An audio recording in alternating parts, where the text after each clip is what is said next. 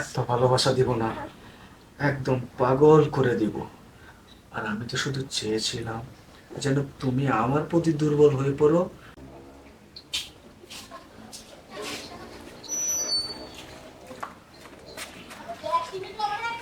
কি ব্যাপার ম্যাডাম, কোথাও বের হচ্ছেন নাকি? হ্যাঁ, এই তো সামনে যাচ্ছি। আসলে আমি তো প্রাইভেট পড়ার জন্য আসছিলাম, তো ভাইয়া কি বাসায় নেই? না, ভাইয়া তো বাসায় নেই। তাহলে তো আজকে আমার মনে হয় আর পড়াটা হবে না। আচ্ছা ঠিক আছে, তাহলে আমি চলে যাই। চলে যাবেন কেন? আজকে আজকে আমি আপনাকে প্রাইভেট পড়াবো। কি বলতেছেন? আপনি আমাকে পড়াবেন? কেন? দেখে মনে হয় না আমি পড়াতে পারবো কি না? না, পড়াতে পারবেন অবশ্য, কিন্তু আপনার ভাইয়া আমাকে সব সময় পড়া, আর সে জায়গায় আপনি আচ্ছা, আপনি আসেন। পড়াতে পারবেন তো? এই শোনো, এত কথা বলো না। তুমি আসো, আজকে আমি তোমাকে পড়াবো। ও, আচ্ছা সমস্যা নাই, তা না হয় আপনার সঙ্গে গেলাম, আর আজকে আপনি আমাকে প্রাইভেট পড়ালেন, কিন্তু ভাইয়া আসবে কবে সেটা বলতে পারেন? ভাইয়া আস্তে আস্তে 2-3 দিন হবে এমন। সমস্যা নাই, এই 2-3 দিন আমি পড়াবো। আসো। তাহলে এই 2-3 দিন আপনি আমাকে ক্লাস নেবেন, তাই তো? হ্যাঁ, আসো। ঠিক আছে, চলো। আসো।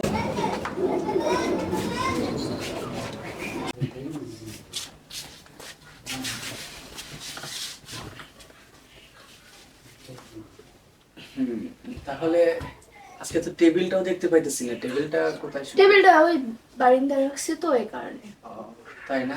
হ্যাঁ। আচ্ছা তাহলে উপরে বসে করি। হ্যাঁ, উপরে বসেন। নিচে না, উপরে বসেন।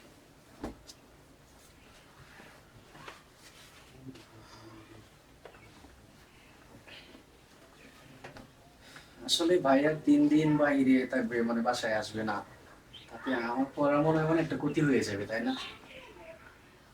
মনে হয় তো হবে, কিন্তু সমস্যা নেই, আমি পড়াবো। আপনি যদি পড়াতে পারেন তাহলে তো আশা করছি সমস্যা হবে না। না, সমস্যা হবে কেন? আচ্ছা যাই হোক, তাহলে আপনি উঠে বসুন না উপরে।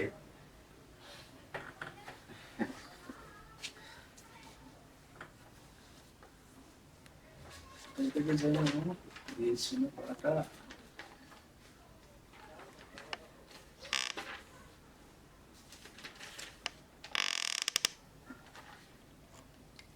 হ্যাঁ, পেয়েছি। তুমি মনে হয় এখনো বুঝো না, বুঝছো? আমার আজকে তো বাসাটাও না ফাঁকা না, ভাইয়ার বাসা নেই, আম্মুরাও বাসা নেই। মনে হয় ওই ভালোবাসা দরকার নেই, আমার অন্যরকম ভালোবাসা দরকার। আহ, দেখুন, আসলে আমি তো কোনো সময় এসব করিনি, এটাই আমার ফার্স্ট টাইম। সমস্যা নেই, শোনো, আমি তোমাকে শিখিয়ে দেবো। আমার শার্টের বোতাম খুলতেছেন? তুমি বুঝো নাই? ও, আমি তো তোমায় শিখিয়ে দিচ্ছি। বুঝতে পারছি, মানে আপনি আমার সঙ্গে এখন বেড শেয়ার করতে যাচ্ছেন, তাই তো? হ্যাঁ। দেখুন, যদি কেউ দেখে ফেলে তাহলে অনেক বড় সমস্যা হয়ে যাবে। আমার বাসা আমি তো জানি কে কখন আসবে না, আর ভাইয়া তো 2-3 দিন আগে আসবে না। আর আব্বু আম্মু তো নাই, সমস্যা নাই তো। আসো, আমি শিখিয়ে দেবো। কিন্তু দেখুন, আমাদের কিন্তু তেমন বয়স হয়নি, এই কাজটা না করলে হয় না। এই, কি আপনা আপনা লাগাই দিছো? হ্যাঁ, তুমি বলো। ও, তাই না? হ্যাঁ, তুমি বলো। আর বয়স দিয়ে কি হবে বলো? আমি তো তোমার থেকে চাই অন্য কিছু। ওটা আবার বয়স আছে বলো?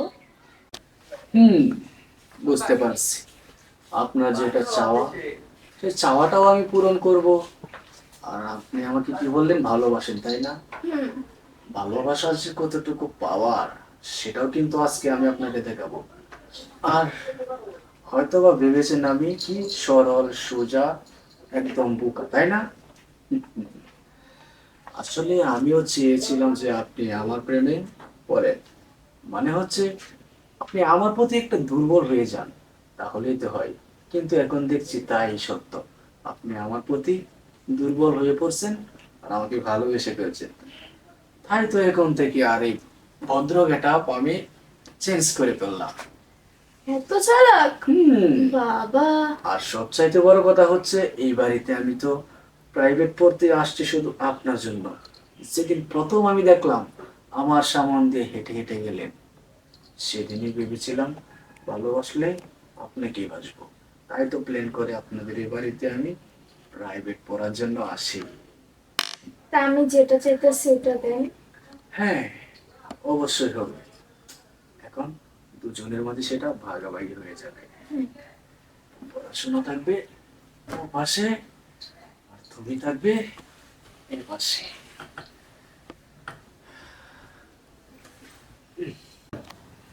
এত ভালোবাসা দিব না, একদম পাগল করে দিব।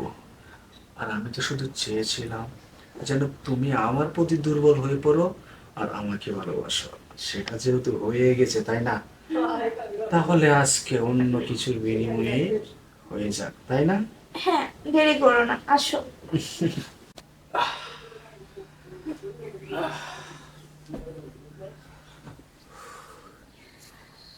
কেমন লাগলো? খুব ভালো লাগলো। তাই না? হ্যাঁ। আমারও কিন্তু অনেক ভালো লেগেছে। আচ্ছা, একটা কথা বলিনি, শোনো। এ 2-3 দিন তো ভাইয়া আসবে না, 2-3 দিন একটু আসো। হ্যাঁ, না তো দিয়ে যেও। হুম। আগে তো আসতাম একদম রাইট 3টা বাজে, এখন থেকে আমি আসবো 2টো বাজে। আর এসে কিসের পড়া আর কিসের অন্য কিছু, শুধু তোমার কাছে থাকবো আর তোমাকে ভালোবাসবো। আচ্ছা, তাহলে এখন আমি আসি। যাও। বাই। বাই।